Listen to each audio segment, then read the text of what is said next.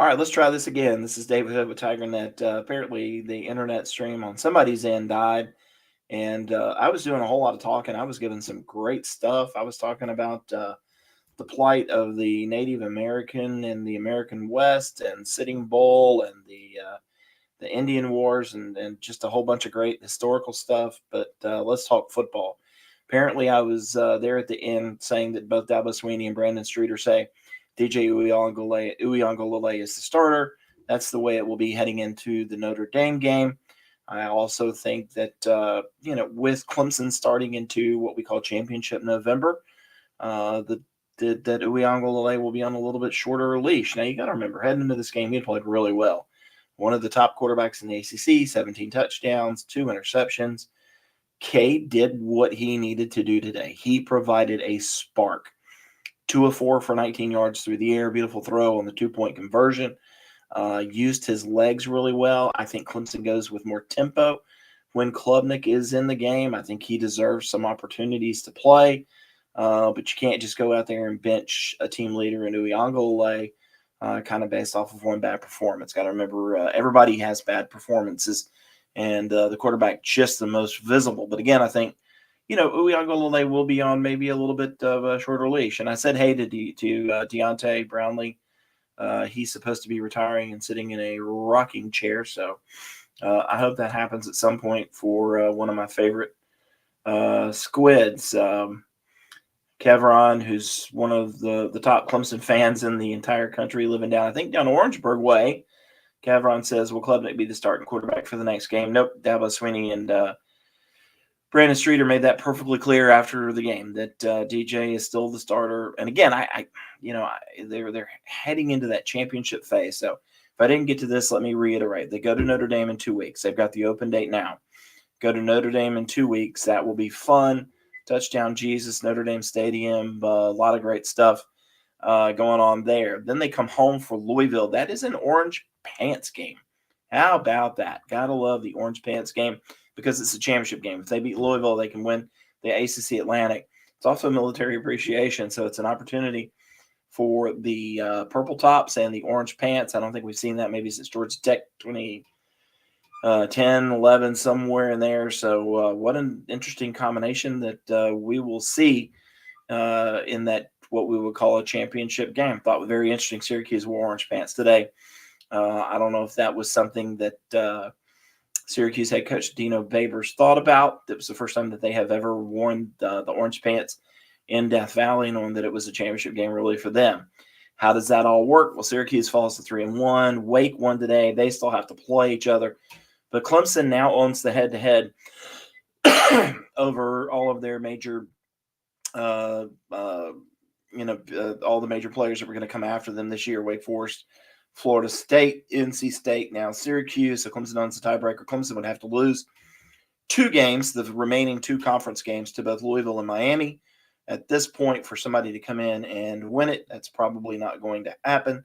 So I think you can say with a lot of confidence, I don't want to jinx it, a lot of confidence that that Clemson will play in the ACC championship game. Sammy Richards said when Klubnik got pinned, it seemed like the game changed. Absolutely. Again, it was just a spark, and I think that they run more tempo with Cade in there. In fact, it's really funny.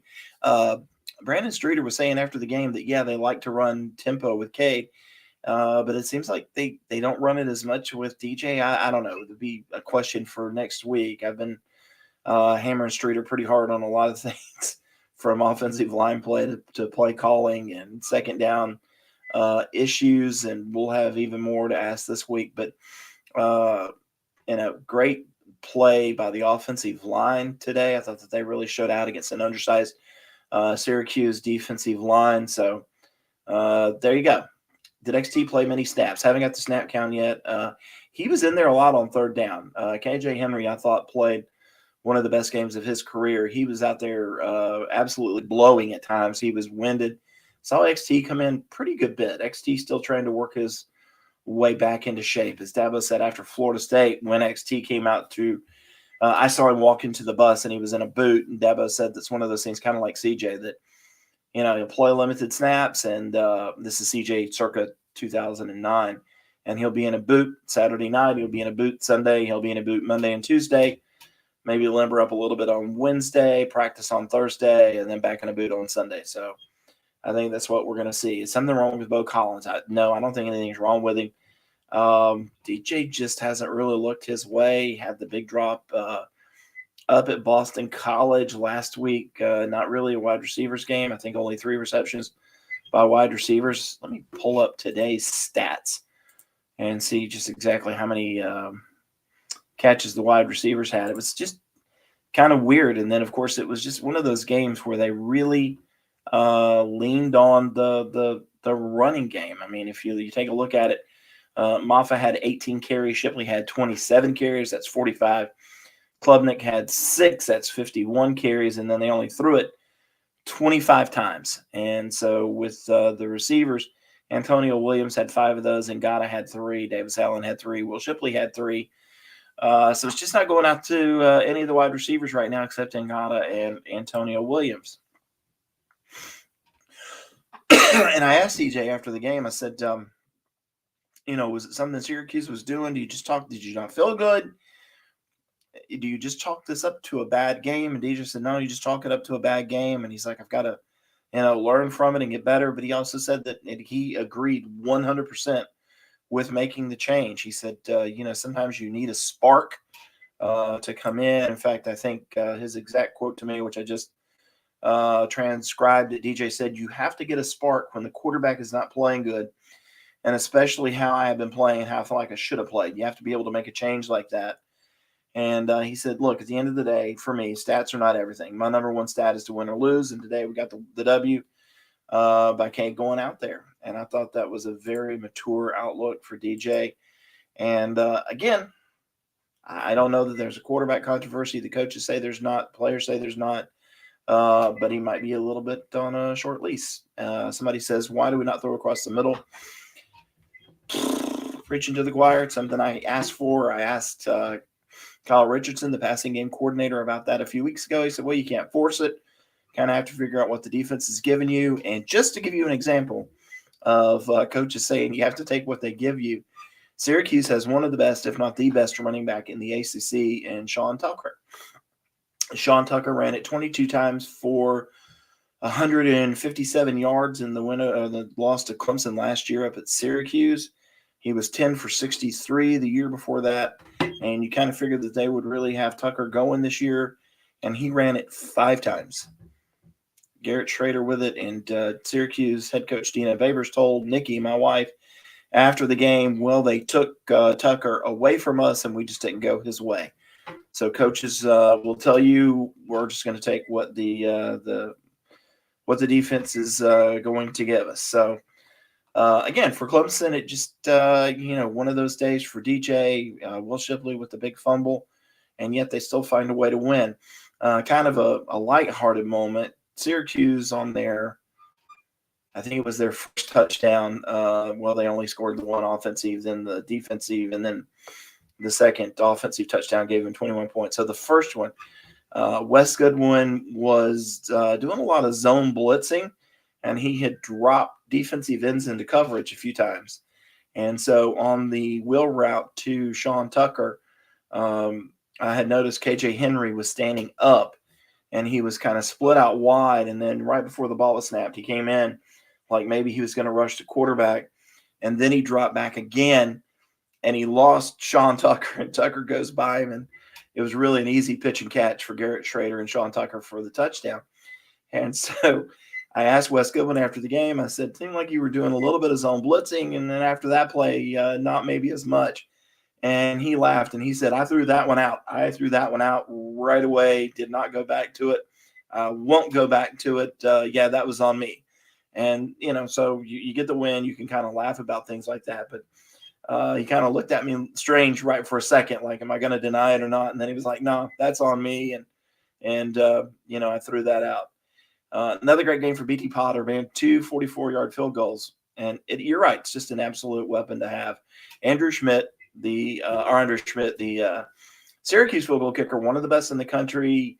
I was a little surprised Syracuse on that first drive didn't let him kick it right there because he's pretty much money from that distance. But BT Potter is money. I think he's only missed 2 on the year. Um, and just continues to kick the ball through the back of the end zone. But I also want to give a shout out to punter Aiden Swanson. If we're going to talk special teams, first of all, Antonio Williams, who looks like a natural at punt return, had a 30-yard return today. So he's beginning to pop a little bit in the return game. He just seems so natural back there catching it. And then Aiden Swanson, a couple of punts. I know early on he had a 51-yarder and a 54-yarder. 52.5, I guess, was the average. He has struggled some recently. Going in here and looking, 2 for 105. So a 52.5 average for Aiden Swanson. Both of those kicks inside the 20-yard line. That was big. And as I'm looking at the special team stats, Will Shipley, 242 all-purpose yards, 172 on the ground, 17 receiving yards, and 53 kick return yards. And Phil Moffa right there with him at 104. So another great game for Will Shipley. Punting, kicking all went pretty well, but turnovers just the killer because the first interception, Clemson was driving. Heading into the game, Clemson was 35 for 35 on the year in the red zone scoring. And then they come down and DJ fumbles it. And then they're 35 for 36 in red zone scoring. Shipley fumbles it heading into that way. DJ throws it. They had a turnover on downs, which was just, to me, one of those things that, we'll have to ask Brandon Streeter about a little bit later. Sometimes in the post-game scrum, TV questions, TV people need their one little soundbite, and they don't ask the tough questions. But, Clemson's driving, and they get down to the 33, and they have like a 3rd and 2 or 3rd and 3. Moffa's running the ball really well. Shipley's running the ball really well, and they let Uyunglele carry it. And he gets 1 yard. So then on 4th and 2, it's another Uyunglele carry. Forget the review. Forget the spot. Was it good? Was it bad? I think right there you just got to give it to Moffa or Shipley and kind of let your running backs do their thing. So, again, plenty of time to dissect this, plenty of time to look at it. Just to kind of let you know our schedule, we usually have Dabo Swinney at 6 o'clock on Sunday evenings. Because of the open date, we will not have him. Monday, we will have interviews in the football facility from 11 to 2. I think we're going to have Dabo a little bit later that night, and then we transition to basketball Tuesday. We're going to have a couple of players, maybe Brevin Galloway and somebody else Tuesday, then head coach Brad Brownell. And that's it, man. We're done for the week. Hopefully my wife lets me take her and the kids off for a few days to get off somewhere. Somebody wants to Venmo me some money to go to Colorado, that'd be fine with me. I'll go climb a mountain. But again, Clemson plays at Notre Dame in 2 weeks. And, this is a lot of fun. I like answering these questions. And I agree. Robbie Posey says, Klubnik does deserve more opportunities. And I think that they are going to give it to him. I hope they do. Because this is a kid that's going to have to play. A guy by the name of JT Bass, Tommy, is wanting to know how he gets his question in an orange box on the screen. He demands attention all of the time. Jamie Jennifer Green, Shipley had a career game with all the rushing. We talked about him. Why nobody talking about this? I think it's just because Klubnik came off the bench, but obviously Shipley, fantastic game. Again, 242 all-purpose yards. I think it was 238 last week at Florida State. And then a lot of props to Phil Moffa, man. That guy came off of, the bench. You say the bench because he's second string. But Clemson ran for 293 yards today. They knew that Syracuse was a little bit undersized, and they really pushed it with the offensive line. 293 rushing yards is amazing. I thought at the end of the game, if you look at the stats, I don't know if anybody cares about that, 450 for Clemson, 291 for Syracuse. Neither team really threw it really well. Syracuse 167, Clemson 157. The difference, Clemson outrushed Syracuse 293 to 124. Syracuse 10 penalties for 88 yards, Clemson 6 for 50. Clemson in first downs 27 to 17. Syracuse just 3 of 11 on third down. Clemson 5 for 15. Fourth down, Syracuse over 1. Clemson 2 for 3. And then here's another big stat. Clemson 85 plays, Syracuse 54. Another one of those moments, I asked Wes Goodwin after the game and said, if somebody would have told you before the game, 54 plays, less than 300 yards of total offense, you'd sack Garrett Schrader 5 times, you would get 1 turnover, and Sean Tucker would only get 5 carries, would you take it? He's like, I would buy it right then and take it home. But again, it just tells you what happens when turnovers happen. And Syracuse, manages to stay in the game. And somebody says, why are you trying to get your running back killed on kick return? That again, I talk about that all the time on Twitter. I put somebody else back there, especially since you're a little short-handed right now with running back. Phil Maffa and Shipley, the only ones really getting carries today. Dominic Thomas, former walk-on, he was 3rd string today. They've got Keith Adams, Jr., the freshman. They really like him, but they're trying to redshirt him. Samuel Richards says, even the greats like DW4, TL16 have bad games. Nobody's perfect. Absolutely right. And again, DJ heading into this game, 17 touchdowns, 2 interceptions, and it just wasn't good today. I don't know. It just sometimes there you go, JT. Sometimes it's just a bad day. And somebody says, "Why no pass call interference?" It's really funny. I've got a media friend who works for one of the big TV stations down in Miami, who's a Syracuse grad, and I don't answer my phone during games because people like to text me, my friends, what's going on. They like to ask, so I just don't answer, don't really look at it. But he was having a meltdown late in the game. The refs Clemson had paid off the refs. The ACC had made the call at halftime to protect Clemson and because he was all about the fact that Syracuse was getting screwed in the penalties. And for me, it you know what, it's a loser's mentality if you talk about penalties, because I started to text back to him at one point. There was the no call on the pass interference. It seemed like Clemson was getting held on every play in the first half. Dabo talked about that. And then Syracuse, with some of the more blatant ones, getting calls in the second half against them.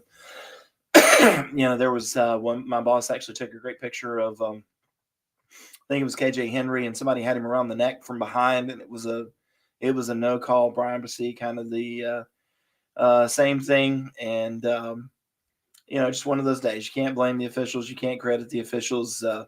I saw Mark Packer, of course, with the ACC Network, saw him after the game. Him and his wife came and just sat in the stands and enjoyed it as fans. And, one of his favorite sayings is score more points. And kind of comes down to that. You don't let the officials be a scapegoat unless it's, a tie game and an official makes just an absolutely egregious call late to let one team win. And I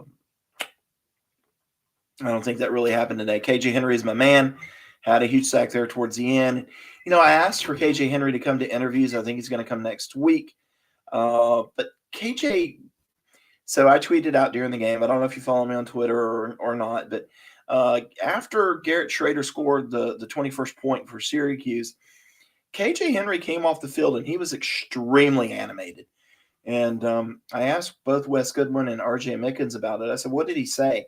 Because it looked like he was almost in a verbal spat with DeAndre McDaniel, of course, former Clemson safety, who's on staff. Looked like KJ had to kind of be pulled away from DeAndre. It's like, what's going on?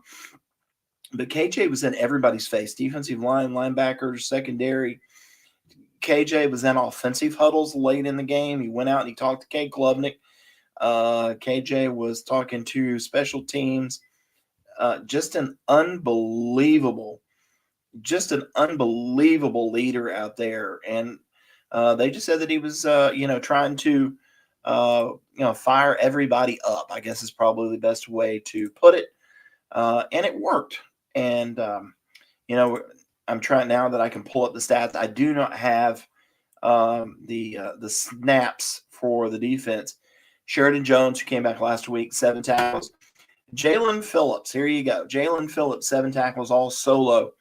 He was huge early. Jalen Phillips, I don't think gets enough credit for what he does out there for the defense. Got to remember, a lot of people didn't know who was going to be the starter. Landon Zanders decides to retire. You knew what you had in Makuba. Makuba's been out. Jalen Phillips is a guy that just kind of sits back there and he does his job and he gets better every week. and really doesn't get the credit that he deserves. It's it's kind of interesting. I'm always trying to talk about or trying to learn football whenever I can from some of these guys. And R.J. Mickens came out for interviews, and he was talking about on the interception that he was the hook on that particular play. And so I asked him, and like, what do you mean by you're the hook on that play? And he said, well, on that last interception, they were running a cover two. He said, but they basically had four safeties on the field because Jalen Phillips has been so good. He's over there on one side. You had Makuba, you had Tyler Venables on the field. And so that allowed R.J. Mickens to basically come down and play the strong side linebacker role as a safety. And I think they may have also had Malcolm Green on the field at the time. So not like a true nickel or a dime, but more of a cover two, but taking linebackers off the field, putting safeties in there. And, he says we can do that because of how good Jalen Phillips and Makuba are on the back end. And he says, when you're playing a cover two, you've got the two guys on the hash deep, and then you've got three guys, and I'm doing it with my fingers. Then you've got three guys who are playing the flats kind of underneath. And he's got one of those, and he's on the hash, and he was able, as the hook, to read Garrett Schrader's eyes. He knew they were coming down the seam a lot. He read the play and was able to get the interception. So it's always, this kind of, I guess, one of the perks of the job is I'll hear a little something and I'll go, I think I know what that means, but I want you to, explain that to me. So got to give a lot of credit to those safeties, man. And this has been a lot of fun. I've been talking for, I think, over 25 or 30 minutes. I don't know. Should we hang on another 5 minutes? Should we bring Nikki on? I don't know. She's just putting two tired little boys to bed. But, this is one of those things. Maybe we can do it again after we have the interviews Monday, and we can ask to get in some more questions. And I asked Wes, speaking of the defense, I said, hey, also, would you have taken it when you learned that Syracuse only had 7 possessions in the second half, 6 punts, the 1 interception? He said, yeah, I would have taken that all day. Don't want to kind of speak out of turn, don't want to jinx anything, but it looks like the defense starting to turn the corner, getting everybody back healthy. That is absolutely huge. Now they get another week to rest up, heal up. I'm not sure what the plan is.